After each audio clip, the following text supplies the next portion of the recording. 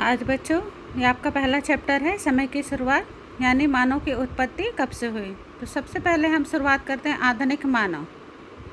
आधुनिक मानव हमारा जन्म लगभग 1,60,000 साल पहले हम लोग पैदा हुए थे। आदि मानव के इतिहास की जानकारी जो हमें मिलती है उसके 3 प्रमुख स्रोत हैं। पहला है जीवाश्म, दूसरा पत्थर के औजारों से, तीसरा गुफाओं की चित्रकारियों की खोजों से मिलती है। भारत में भी गुफाएं कई जगह पाई गई हैं, जैसे कि सबसे फेमस गुफा थी भीमबेटका, जहां आज भी 10,000 साल पहले की पुरानी चित्रकारियां मिलती हैं और लाखों वर्ष पहले की भी चित्रकारियां मिलती हैं। वहाँ बहुत सारे साक्ष्य भी मिलते हैं मानव जीवन के बारे में।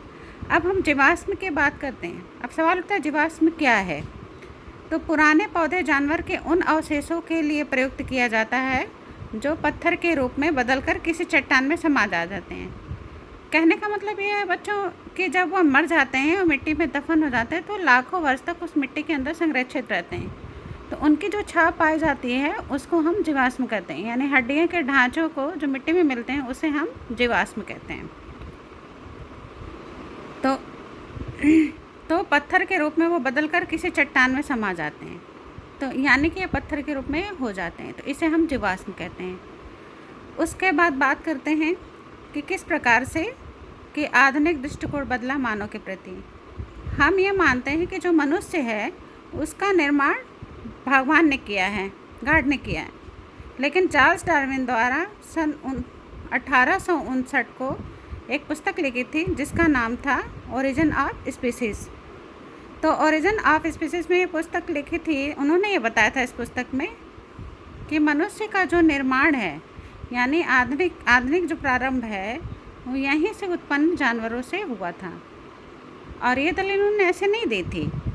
उन्होंने 5 साल तक लंदन से अपने जहाज यानी पानी के जहाज़ से पूरे संसार का चक्कर लगाया और बहुत से द्वीपों पर गए और वहाँ पर अलग अलग जंतुओं का अध्ययन किया।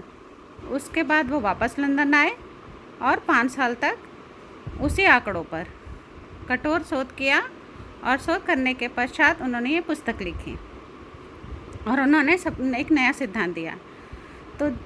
तो उन्होंने यही बताया कि जानवर सही क्रमिक रूप से विकसित होकर अपने वर्तमान रूप में आया है मानव। इसके साथ ही प्रजाति या स्पीसीज़ का क्या अर्थ हम बताएंगे।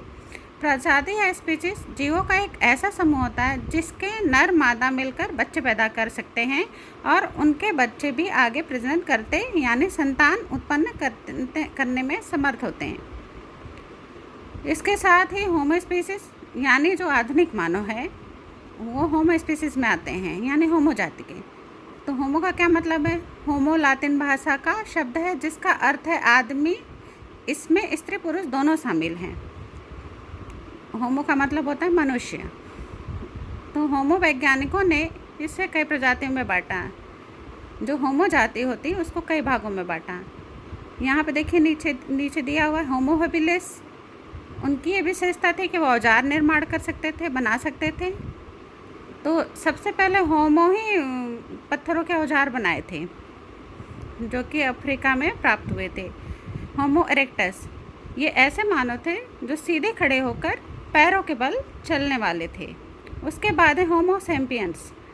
होमो सेम्पियंस चिंतनशील मनुष्य, यानी जो हम हैं, जो हम विचार करते हैं, जो हम सोच सकते हैं सही क्या है गलत क्या है।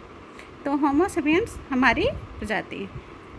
तो ये हो गई होमो यानी होमो स्पीसीज़ के बारे में। आगे चलते हैं आदिकालीन मानव के बारे में। आदिकालीन मानव विभिन्न तरीक़ों से भोजन ग्रहण करता था।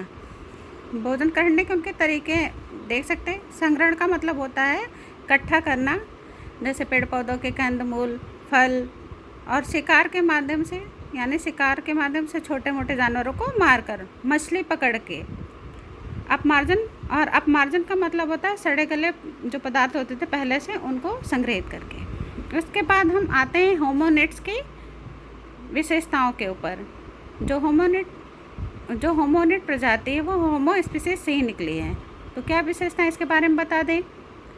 होमोनिड होमोनाइडी नामक परिवार के सदस्य होते हैं जिसमें सभी रूपों के मानव प्राणी शामिल होते हैं। होमोनिड्स की निम्नलिखित विशेषताएं हैं।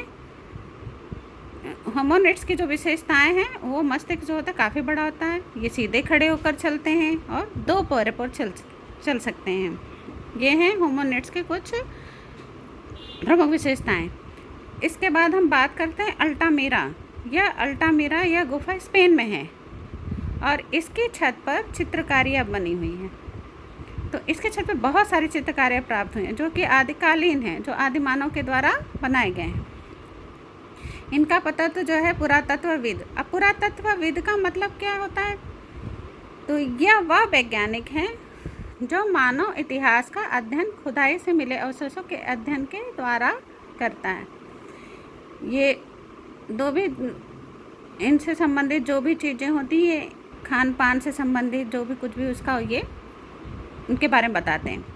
अब आधुनिक मानव का उद्भव किस प्रकार से, इसको भी समझ लेते हैं। आधुनिक मानव के दो भागों में हम बांट सकते हैं या इसके दो सिद्धांत दे सकते हैं। दो थ्योरी इस पे दिए हुए हैं। पहला है क्षेत्रीय निरंतर मॉडल का सिद्धांत, दूसरा है प्रतिस्थापन का सिद्धांत। क्षेत्रीय निरंतर मॉडल सिद्धांत का मतलब ये होता है कि अनेक क्षेत्रों में अलग अलग स्थानों पर मानव की उत्पत्ति हुई। इसका मतलब यह है कि जो मानव का विकास है वो अलग अलग जगहों पर हुई। और प्रतिस्थापन का सिद्धांत ये बताता है कि मानव का उद्भव अफ्रीका में हुआ तथा वहाँ से भिन्न भिन्न इलाकों में फैले, प्रतिस्थापित हुए। प्रतिस्थापित का मतलब हुआ कि वहीं से संसार के अन्य क्षेत्रों में वो फैले। तो ये दो थ्योरी है, दो सिद्धांत हैं आधुनिक मानव के उद्भव के। इसको याद रखेगा अच्छी तरीके से। एक क्षेत्रीय निरंतर मॉडल सिद्धांत और दूसरा प्रतिस्थापन का सिद्धांत। जैसा कि हमने बता दिया कि क्षेत्रीय निरंतर का मतलब होता है अलग अलग क्षेत्रों में विकास होना, और प्रतिस्थापन का मतलब होता है एक ही जगह पर जन्म लिया अफ्रीका में और वहाँ से अलग अलग फैल गए। अब बात करते हैं ऑस्ट्रेलोपिथेकस की। ऑस्ट्रेलोपिथेकस एक जाति है। लातिन भाषा के शब्द ऑस्ट्रल यानी दक्षिणी और यूनानी भाषा के पिथिकस यानी वानर से मिलकर बना है। कहने का मतलब जानवरों से ही मनुष्य का निर्माण हुआ है। तो दक्षिण और यूनानी भाषा के जो पिथिकस यानी वानर से मिलता है।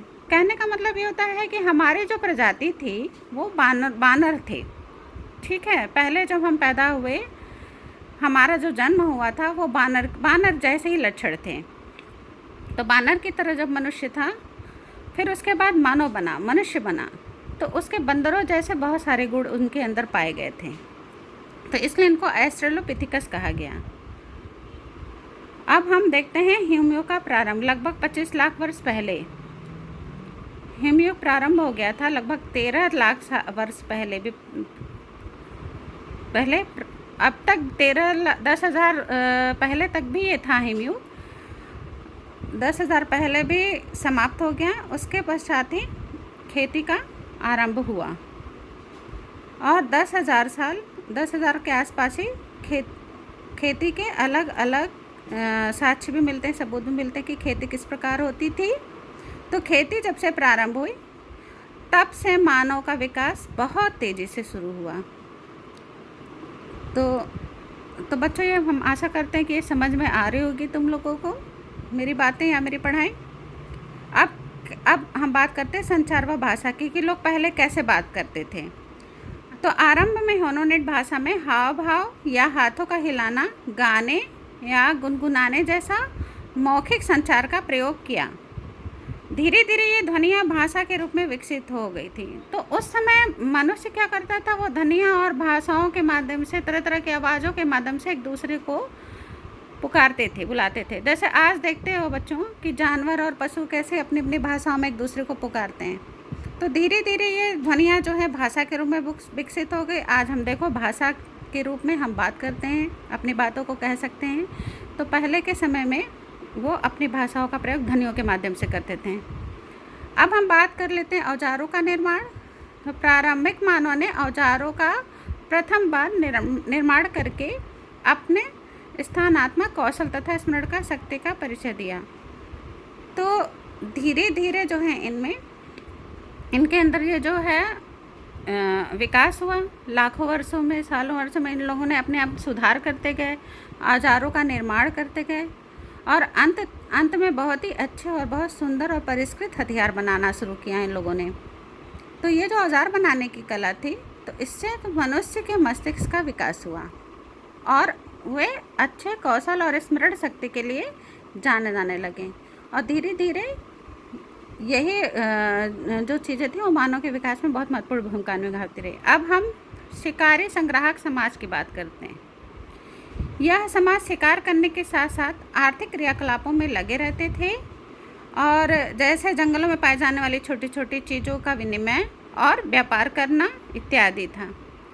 इन्हीं में से जनसमूह था हादजा जनसमूह। यह शिकारियों तथा संग्राहकों का एक छोटा समूह माना जाता है। इन्हें हादजा जनसमूह ये आज भी पाए जाते हैं। अब हम जैसा कि पहले बताया गया था कि हिमयुग का अंत 10 या 13 हज़ार के लगभग हज़ार पहले ही अंतिम हिमयुग का अंत हो गया था। इसके बाद मानव में अनेक परिवर्तन आए, जैसे खेती करना, पशुपालन करना इत्यादि। तो ये चैप्टर बच्चों आज यहीं पे समाप्त होता है। और ये आप लोगों को वीडियो कैसी लगी इसके बारे में आप हमको ज़रूर बताइएगा। आपको प्रश्न उत्तर मैं भेज दूँगी और आप इसको अपने कॉपी में लिखकर मुझे व्हाट्सएप ग्रुप पर भेज दीजिएगा। तब तक के लिए धन्यवाद, नमस्कार, जय हिंद।